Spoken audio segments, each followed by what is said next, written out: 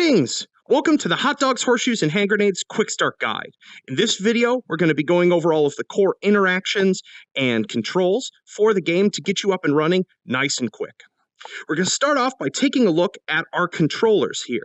Yours might look a little different than mine if you're running on the Rift, but in both cases, we have these little interaction spheres on the tip of our controllers.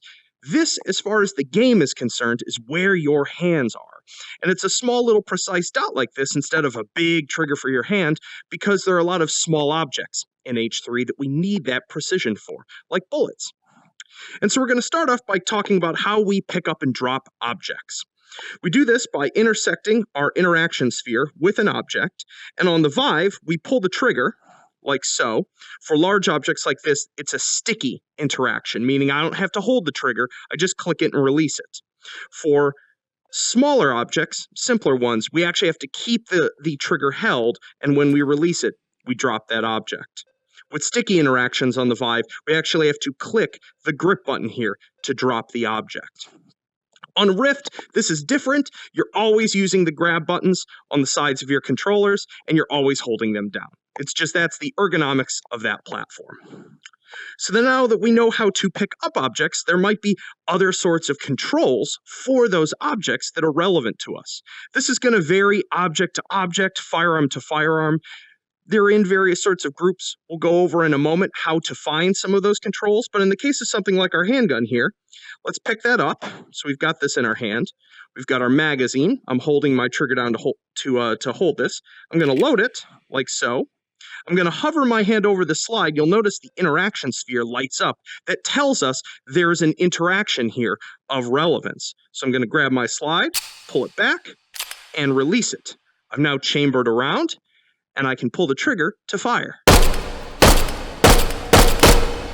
Wonderful. Now that I'm out of ammo for my handgun, I want to get the magazine out of it. This requires using one of the touchpad interactions for this firearm. In this case, it's touchpad down. Now, when you hear me say that, touchpad down, touchpad left, or see it referred to in the item spawner, what that means is that we're clicking in the lower quadrant of the touchpad. In the case of the Rift, you're pulling the joystick down so that it's located in the lower area of its movement range, and then clicking it in. So I'm going to do that now, and that drops our mag out of our gun. And that's how to use a touchpad interaction. An example of this as well for something like, say, a rifle is we're going to load it. We're going to grab our charging handle on the rear, pull that back, and release it. Then we go to fire, and nothing happens. That's because our fire selector is still set to safe, so we need to cycle it over to semi. We do that by clicking touchpad left. It's now on semi, and it can fire. Beautiful. So that is how you use that type of interaction for a rifle. So there are several other things that your hands can do that are really important to know. One of them is called the sort of grab ray. This happens, like say if we have our magazine here and whoops, we drop that on the ground, we don't necessarily have really good tracking, let's say in our setup. It's hard for us to get down to the ground. I can just point my empty hand at that object, click and hold the touchpad, which will send out this little beam that turns blue when it's over an object I can pick up, and then just press my trigger, boop, and pop that object right into my hand. Very, very useful for those of you who are playing sitting or have limited mobility or are just lazy like myself. The other thing your hands can do that's really important is we have a wrist menu. This is sort of the main menu of the game, regardless of what scene you're in. You open this by just turning the controller towards yourself. In this case, we can see we can cycle between our locomotion modes, we can spawn our options panel, clean up the scene, which will remove empty magazines, reload the scene, return to the main menu, and quit to desktop. And you can do this with either of your hands by just pulling open the menu and pointing at it with your other controller. Wonderful. So, the next thing we're going to go over is that you have something called a quick belt. This is a sort of inventory on your body that allows you to carry objects not in your hand. So I'm going to pick up this magazine here for my M4, and as I move it over various quick belt slots, these spheres here, we can see that they highlight. So I'm going to drop this into this pocket up here. I can even say take the M4 and put it into this larger pocket that can fit the rifle, so it's mounted on my head. Now, the quick belt is useful not just for carrying things, but for what's called spawn locking. This is our convenient way of getting more ammunition so that you don't have to, say, keep spawning a magazine over and over again from our item spawner. So I'm going to take my full magazine here, I'm going to put it in the pocket, I'm going to hover my hand over it so that this highlights, and then click my touchpad or joystick. The slot will now turn blue. What this means now is that when I go to grab this magazine, instead of it giving me the original, it's going to give me a copy of it. So I can just grab this and pull out a duplicate magazine. Slam that home into my rifle, and I'm good to go. Wonderful. Now, not every single scene in H3 has this functionality. There are a couple of them that are either survival horror, they're based on conserving your ammunition, that will not allow you to spawn lock things. But almost every mode and scene in the game does. So you should always try it when you pick up a mag for the first time if you haven't played in a given scene or mode. This can be done with magazines, and it can also be done with individual rounds. So in that case, I clicked the touchpad while holding that mag to pop a round out. I can put it in here, I can spawn lock it, and then I can pull duplicates out to load my magazine. If you're the sort that even in a virtual environment enjoys loading your mags. Wonderful. Perfect. And that is how the quick belt works.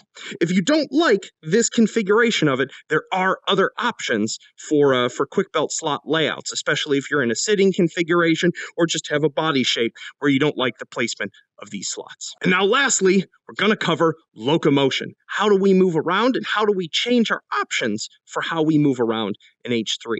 For this, I'm going to go ahead and bring up my options panel in my wrist menu. So I do that by turning the controller towards me, pointing at spawn options panel, boom, and it pops up this huge panel for me to work with. I can even tap its corner and release it, and it will float in the air conveniently for us to try out a bunch of things. So if I go into movement mode options here, we can see that H3 has 6 different core modes, and it's got some advanced settings for each of them. By default, we're going to start on teleport to point, which is the most comfortable, guaranteed not to cause nausea locomotion mode in VR, and we simply click our menu button, or I believe it's X and B on the touch controllers, to pick our teleport point. So I can hold this button down, it's going to show me where I'm going to land, and then when I release it, boop, I teleport to that point. Click over here, and there we have it. We've got dash, which is like a super fast slide, similar to teleport, but instead of just appearing where we're going to go, we get a little bit of a fast transition. Some folks like that because it ends up giving you a little more connection between where you were and where you end up. We've got a touchpad / joystick locomotion style that is closest to what you would be familiar with playing a game in a sort of WASD way. It does assume, for the most part, that you are in a room scale config and can still turn 360 degrees. And the way that this works is that you have to click the menu button to engage locomotion on a given controller. You essentially toggle it on and off. We can steal it from one controller to the other with the menu buttons, and when it's active on a controller, we basically just touch or click in our joystick or touchpad to move forward, back, strafe left and right. If you're interested in this type of movement, I heavily recommend opening up the advanced options. There's a whole bunch of different ways that you can tune this in terms of the controller orientation, movement occurs on touching or clicking, what lateral does, whether it's a strafe or a snap turn, and how fast you're going to move. Everyone's comfort and preferences with this type of locomotion are different, and so we try to make it as flexible as possible for you. We have a linear slide to point, which is basically like a very slow dash. which some folks prefer. Honestly, this one turns my stomach a little bit. And then we have arm swinger, which allows us to basically move by holding down one or more menu buttons and moving our hands rapidly. This is great for those of you who want to really sort of have a physical experience of locomotion. And then lastly, for front-facing users, we have a joystick teleport, which is robo recall style, where we basically click forward, we engage it with our menu button, and then we click over to an area by clicking forward on the joystick or touchpad, and then we rotate around by moving our finger around the edge of the touchpad, which will be where we end up facing after we teleport. Wonderful. And if you want to jump between a bunch of these rapidly, you can just use the wrist menu here to toggle quickly between them.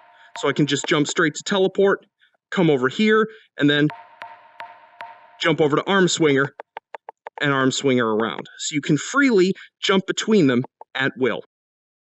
So that just about has it for our quick start guide. We're going to be posting more videos soon where we do a deep dive into various sorts of functionality, be they firearm classes, attachments, and some of the other idiosyncratic things that you can do in H3. Hopefully this gets you started. Remember just to be patient with it, have some curiosity, play around with objects, and if you run into any brick walls with getting anything working or control problems, just please feel free to post on our Steam community forum or our subreddit /r/H3VR. Thanks very much. Peace.